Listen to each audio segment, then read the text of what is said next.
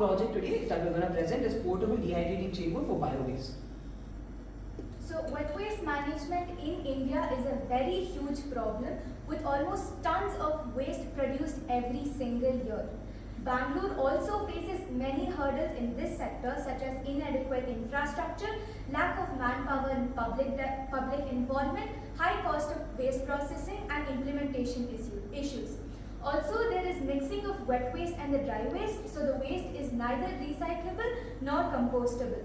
So eventually all these waste end up in the landfills, causing a lot of land and water pollution.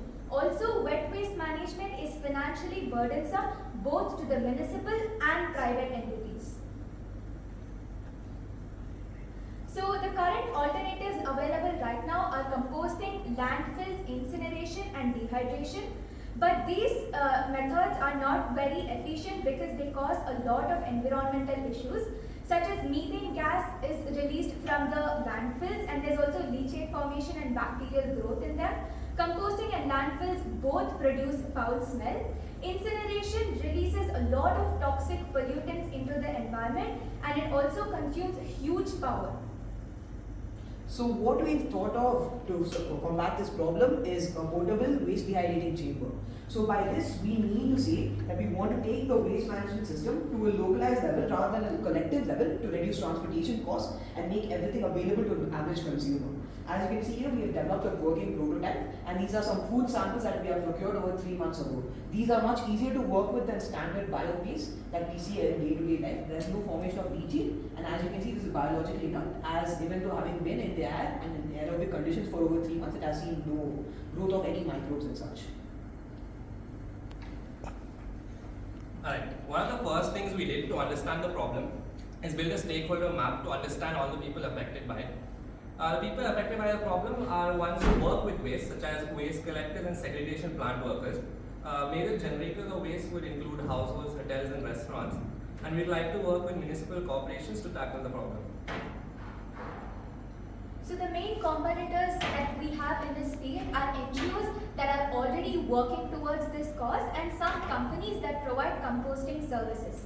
So these huge machines that are produced by companies such as EcoBot and Biofix provide only composting service and they do not dehydrate the waste. So they have a lot of demerits in them like high initial cost, costly maintenance and they consume huge amount of power. Also sometimes incomplete composting can leave behind harmful residues and the compost produced by them is perishable. So it produces a lot of foul smell and can be stored only for a few days. Also, both compost and the organic waste need to be transported to these machines and since they are voluminous and bulky, the transportation cost is high and it becomes very difficult to transport them to that particular machine and then compost them on a collective manner. So our dehydrating chamber is both compact and portable, so it can be installed even at a very lower level such as the house level, but the composting machines already available in the market can be installed only in large complexes. Also, our dehydrating chamber reduces the volume of the wet waste by almost 90% and does not produce any foul smell. So the transportation and storage problems are reduced massively and our dehydrating chamber consumes very minimal power. It needs to be run only for 6 to 8 hours per week, but the other composting machines need to be run on a regular basis for more amount of time. And also, our composting machine focuses on making waste management in a more localized manner rather than doing it collectively. As far as the levels we would like to operate on, we would like to make this undergo in 4 main levels. On the household level, we would like to implement a smart dehydrator with AI-powered dehydration cycles and an app integrated with the chamber. We'd also like to add a digital interface for ease of access for people that require such. We'd also like to come up with a rudimentary dustbin without the smart features as a budget-friendly alternative for people that are in economically weaker sections of society. On a collective level, we would like to have a smart dumpster with similar features as the home level, but also a weekly collection cycle for larger scales and also centralized waste biodata to monitor progress, which can be observed from a server in apartments and localities. On a city level, we would like to run automated garbage trucks which also have these dehydration chambers within them. as of now, when you're transporting bio-waste, the formation of leachate and seepage is a major concern. So when you have dehydration chambers equipped within these garbage trucks, such concerns will not be a massive issue for us. And on the national level, through government support and subsidy, we like to ensure that our product in all its forms will be able to enter the hands of every citizen of India. Yeah. So our target market comprises of households, restaurants, and retailers. Statistics show that around 70 million tons of food waste is generated in India annually, and households occupy a major share of it. So we have decided that we need to make households a major stakeholder for our company. We will tie up with restaurants as well, which will be helpful for our B2B. The FSSAI mentions that India wastes around 1/3 of its food before it is even consumed by the population. So targeting retailers would be useful for us too. So here's the actual model which we have developed in-house, and it's actually a stainless steel frame with steel wool coated outside so that the heat generated inside for dehydration does not escape that much out. There's a nichrome wire heating element so that the waste can be dehydrated quite easily. Also, we look forward to attaching sensors such as the soil moisture detection sensor or the temperature detection sensor, so that we can design an algorithm so that we can make the system more efficient based on the moisture content already present in the food waste.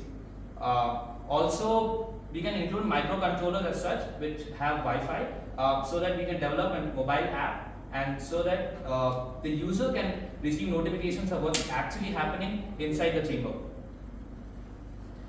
The figure that you see on the far right is the food waste that actually gets produced in our homes, and after grinding in our homes with some binding agents like clay and calcium oxide, the sample is put inside our waste dehydrator, where with the heat the moisture gets removed out, and the picture in the center is the substrate that gets left out. The substrate is quite safe for usage and does not have any bad odor. Moreover, it can be used as organic compost, as it can be rehydrated and used again. As far as we are concerned with resource mobilization, we want to have this undergo in 3 phases. The first phase, this prototype development, has already been undergone by us, where we contacted local vendors for similar resources and components such as the heating elements and steel frame as mentioned above. We have also contacted local laborers for the labor charges and such. Welding has been done by getting in touch with people that are near us. The glass and such has also been procured by local vendors. As we've done this on a retail level and not a whole scale level, and as we're students we can't really get the best deals, we haven't been able to get the cost down low. So for the final product, we like to enter tie-ups with NGOs and such, which will be our second phase. With NGOs and also other corporations such as the municipal corporation that are undergoing such that are concerned with such issues, we want to enter tie-ups with them so that we get more components easily. We'd also like to integrate further AI features and such into our final product. We'd also want to contact companies such as LG and Whirlpool, which are already proficient at making home appliances. We believe that their infrastructure would be helpful for us to produce similar products. As far as advertising and distribution goes, we would like to ensure that our product enters the hands of the ration shops and such, so that people that are not economically well can also get it through government subsidy also. We would like to ensure that our product reaches the hands of everyone that needs it. Right, what is our plan to solve this problem? The first stage is understanding the problem on a deep level. This involves forming stakeholder maps and community maps to analyze how the problem affects different parts of society. In the second stage is brainstorming and research and development. In this stage, we'll take info from the stakeholder maps and draft primitive concept for a prototype. In the third stage, we'll acquire materials required to actually build a physical prototype, which we showed, and fix any problems on the way. And we'll conduct user tests with the target market. During the user test, we shall monitor expenses and budget to make sure the project is economically feasible. Taking information from the previous stages, in the fifth stage is product development, and then the final product is implemented. Alright, for the fund requirements, according to our current plans, we require components to gauge the hydration level of the substrate, as mentioned, the capacitive soil moisture sensor, and as listed, which comes out around 5,000 rupees. To heat up the substrate, we need nitron wires and cooling components to manage the temperature, which comes out around 1,000 rupees. To build the body, we need stainless steel and glass wool, and or alternative insulation if we find any, and grinding blades to grind up the food waste, which requires around 3,000 rupees. Miscellaneous costs include labor for welding the body together and sealant, which came out around 4,000 rupees. So the total cost is around 13,000. We'd like to integrate AI functionality into the product. Since we're students, we couldn't find the most cost-effective options. Eventually, we'd like to tie up with the required industries, and upon bulk purchases, the cost is liable to change. So here are the members of our team. From left to right, it's Aradhya Roy. For tech and design, he's a user-oriented person. He also has a futuristic approach for the implementation of our product. Next is me, Hariharan M. I help with designing the content of the PPT, the delivery of the content, the structure of the prototype, and planning of the creation of the prototype. Next, we have Samana Murugesan, who's helped with alignment of the team and the imposition of the idea on a domestic level. And Aditya Valia has helped us with further analysis of the product and introspection of the pros and cons of our product compared to other similar products. Thank you. Thank you. Thank you. Thank you.